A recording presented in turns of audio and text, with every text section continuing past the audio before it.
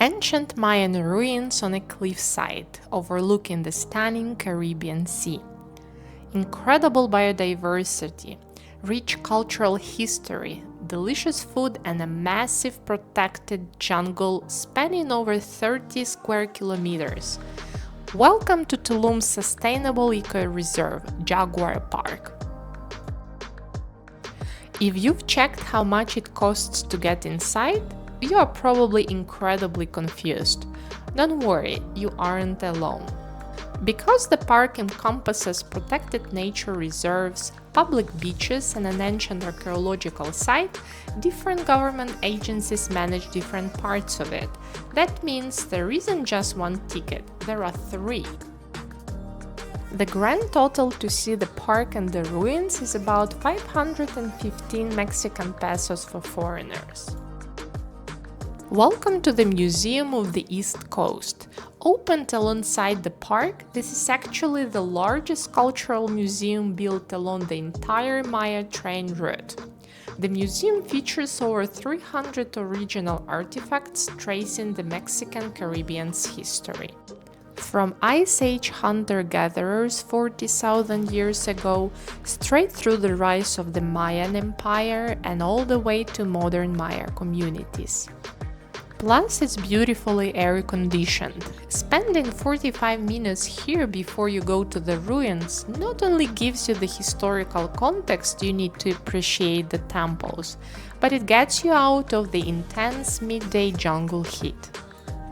While the permanent collection is stunning, the temporary exhibits are where you get to see Mexican history unfolding in real time. The museum uses this space to spotlight contemporary Maya artists and photographers, bridging the gap between the ancient empire and the living culture of the region today. There is also an on-site cafeteria for a quick snack or a quick refreshing drink.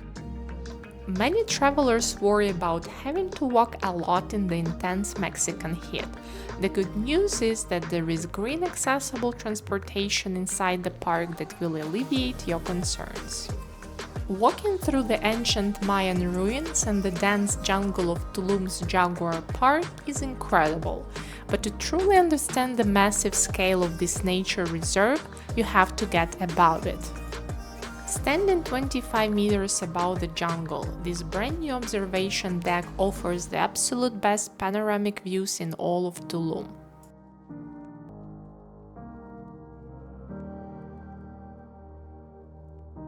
We continued our visit by checking out the Mayan ruins of Tulum.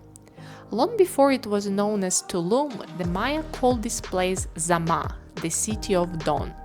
Tulum was a massive trading node. Because of its coastal location, it controlled maritime trade down the coast. At the heart of the site stands El Castillo. This wasn't just a temple, it was an ancient lighthouse. By lighting fires in the top windows, the Maya guided merchant canoes safely through a gap in the treacherous offshore coral reef. It was one of the last cities inhabited by the Maya. It survived for nearly 70 years after the Spanish arrived in the early 1500s, but eventually old war diseases took their toll and the vibrant city of dawn was abandoned to the jungle. Today the jungle has been pulled back, and Tulum stands as a breathtaking monument to Maya ingenuity, a coastal fortress where history meets the Caribbean Sea. After a visit to the ruins, we hopped back on the electric transportation and made a quick stop to check out the different souvenir shops at one of the entrances to the park.